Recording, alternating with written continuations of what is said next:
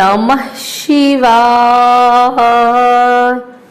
आज सोमवार के दिन आइए सुनते हैं पशुपति व्रत की महिमा। सनातन धर्म में ज्ञान और धर्म का समन्वय है। हिंदू धर्म में व्रत एवं कथा का खूब महत्व है। इसमें भी भगवान भोलेनाथ का पशुपतिनाथ व्रत अद्भुत है। धर्माचार्यों की माने तो अति शीघ्र लाभ पाने के लिए यह व्रत उत्तम है। आइए सुनते हैं पशुपतिनाथ व्रत की महिमा। पशुपतिनाथ व्रत क्या है? पशुपतिनाथ व्रत कैसे करें? ये व्रत को पशुपतिनाथ व्रत क्यों कहते हैं? ये व्रत किसी करना चाहिए? ये व्रत से क्या लाभ होते हैं? पशुपतिनाथ व्रत की विधि क्या है? यह सारे सवालों के जवाब आपको हमारे चैनल पर मिलेंगे। भगवान भोलेनाथ का स्मरण करके आइए सुनते हैं पशुपतिनाथ व्रत कथा। पशुपतिनाथ व्रत का उल्लेख शिव महापुराण में है। सृष्टि के सर्जनहार, देवों के देव महादेव संसार की मोह माया से परिचित हैं। संसार के सभी पशुओं के मालिक हैं, नाथ हैं। इसीलिए इन्हें पशुपति नाथ कहते हैं। एक कहावत है, मानव मात्र भूलने पात्र, यानी हर एक मनुष्य से जीवन में कहीं न कहीं गलती हो जाती है और कर्म के विधान के अनुसार अपने कर्म फल भुगतने पड़ते हैं। अच्छे कर्म करने वाले को अच्छा फल मिलता है, बुरा कर्म करने वाले को अपने कर्म के हिसाब से उन्हें फल मिलता है। हम मनुष्य हैं, पर कई बार हम मानवता छोड़ पशु जैसा वर्ताव करते हैं। पशु जैसा वर्णन का अर्थ है हम मानव हैं। ये भूलकर हम गलत काम करते हैं जो एक मनुष्य को शोभा नहीं देता। कर्म के सिद्धांत के अनुसार हमें हर एक कर्म की सजा भुगतनी पड़ती है। कई बार हमारे पापों का पटरा इतना बड़ा होता है कि उससे मिलने वाले दुख सहन करने की शक्ति नहीं होती। जीवन में अचानक आने वाली आफतें हमें विचलित कर देती हैं। आगे का रास्ता नहीं दिखा रहा होता, यहाँ तक कि हम मृत्यु के लिए सोचने लगते हैं। हमें दुख की इस घड़ी से बाहर निकलना है तो हमें भगवान पशुपतिनाथ का व्रत करना चाहिए। हमारे कर्म हमें पता है और भगवान को पता है। कोई भी मनुष्य का अच्छा या बुरा होता है तो उसे उसका कारण भी उसे पता होता है। हम हमारे कर्म का पश्चाताप करना चाहते हैं। प्रायश्चित, हम जिस मुसीबत से गुजर रहे हैं उसे छुटकारा पाना चाहते हैं। हम आगे का जीवन परिवार के साथ सच्चे मनुष्य की तरह बिताना चाहते हैं तो हमें यह व्रत अवश्य करना चाहिए। पर व्रत करने से पहले हमें निष्पाप होना है। मन, वचन, कर्म से किसी का गलत नहीं करना है और ना ही गलत सोचना है। हमें शुद्ध होके भगवान भोलेनाथ की शरण में जाना है। उनसे प्रार्थना करना है कि हे प्रभु, जाने अनजाने में हमसे कोई गलती हुई हो तो हमें क्षमा करें। हमारी गलती हम दोबारा नहीं दोहराएंगे। हम पे कृपा करो और जीवन की इस मुश्किल घड़ी से हमें बाहर निकालो। पशुपतिनाथ का व्रत दो तरह से प्रचलित है। दोनों प्रकार के व्रत की विधि मैं वर्णन कर रही हूँ। शिव पुराण के हिसाब से जो व्रत की विधि है उसे भी यहाँ वर्णन कर रही हूँ। हमें सच्चे मन से भगवान भोलेनाथ की भक्ति करनी है। यह हमारा लक्ष्य होना चाहिए। मैं यहाँ दो व्रत की विधि बता रही हूँ क्योंकि लोग दोनों व्रत करते हैं और अपनी श्रद्धा के अनुसार फल की प्राप्ति करते हैं। भगवान शंकर को भोलेनाथ कहते हैं क्योंकि वो भक्तों की मनोकामना शीघ्र ही पूरी करते हैं। पशुपतिनाथ व्रत की मनोकामना पूर्ण करने वाला और सभी समस्या दूर करने वाला व्रत है। पशुपतिनाथ व्रत सोमवार को आरंभ किया जाता है। इसे आप किसी भी महीने के किसी भी सोमवार से आरंभ कर सकते हैं। ये व्रत 5 सोमवार का होता है। सोमवार के दिन व्रत रखना होता है। आखिर यानी 5वें सोमवार को उद्यापन करना होता है। जिस सोमवार को व्रत शुरुआत करते हैं उसी सोमवार को सुबह स्नान करके शिवालय जाना है। हमारे घर के नजदीक का मंदिर जहाँ शिव जी का सारा परिवार हो वहाँ जाके पूजा अर्चना करना है। पूजा की थाली में शिव जी को जो पसंद है वह सारी पूजा सामग्री लें, जिसमें बेलपत्र, धतूरा का पान, गंगा जल या स्वच्छ पानी, दूध, पंचामृत, पुष्प, धूप, सली और दीपक लेके आएं।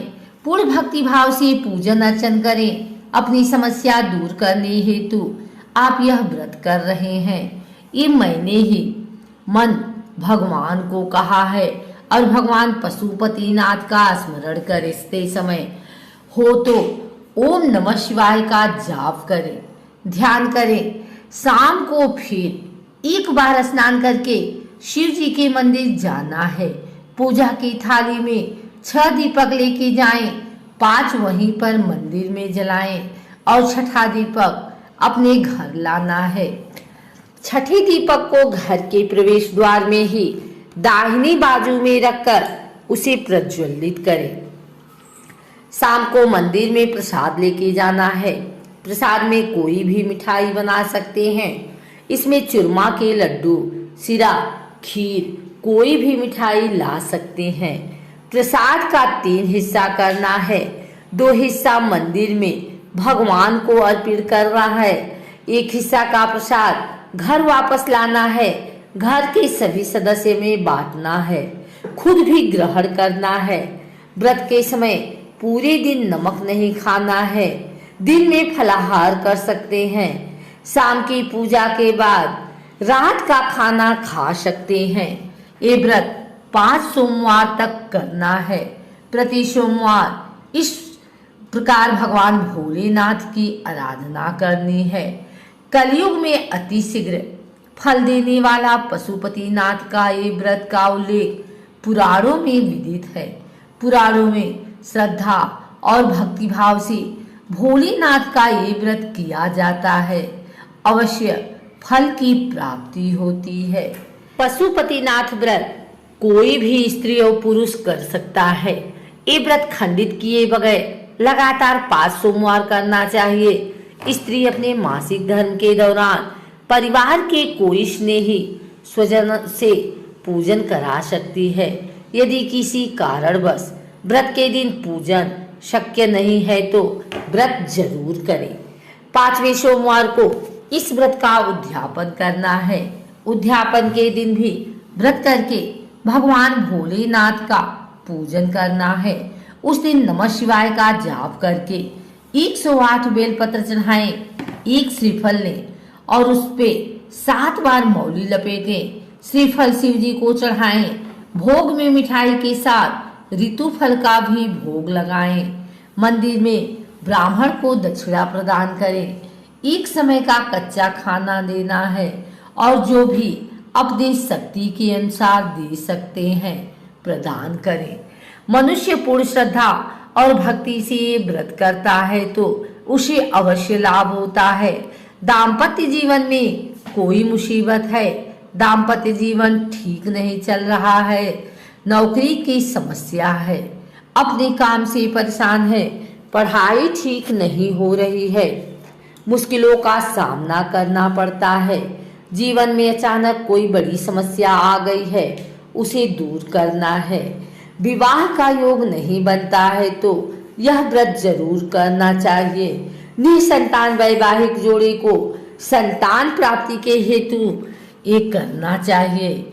ऐसी कई मनोकामनाएं पूर्ण करने हेतु भगवान पशुपतिनाथ का व्रत किया जाता है।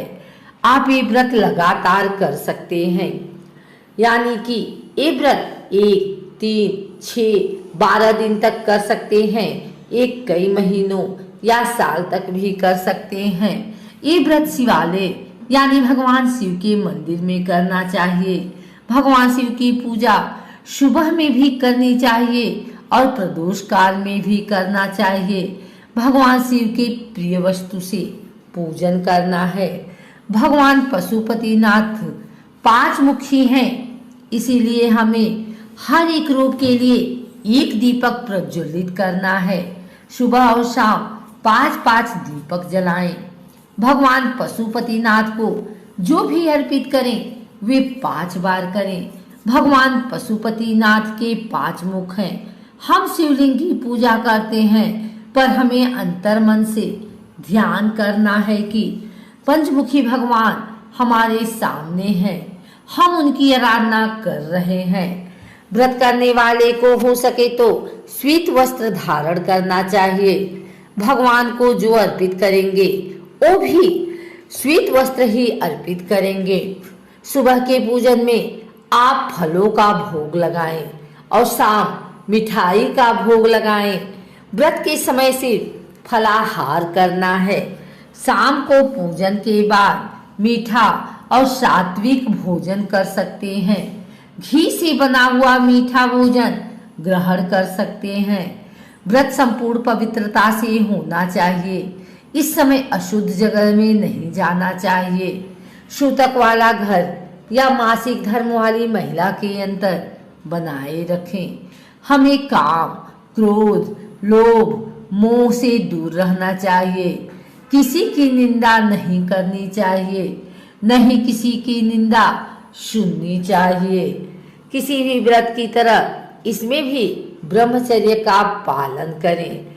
भगवान पशुपतिनाथ का ध्यान करते हुए अभिषेक करना चाहिए। हम जो भी अर्पण करें पशुपतिनाथ का स्मरण करके करें। 108 बेलपत्र अर्पण करें। श्वेत फूल, स्वर्ण, कमल, धूप, 5 दीपक प्रज्वलित करें। प्रदोष काल में भगवान शिव की पूजा उत्तम मानी जाती है। शाम को पूजा जरूर करें। जब हम व्रत करते हैं तब उपवासक आवश्यक है कि हमें व्रत के दिन उपवास करना है।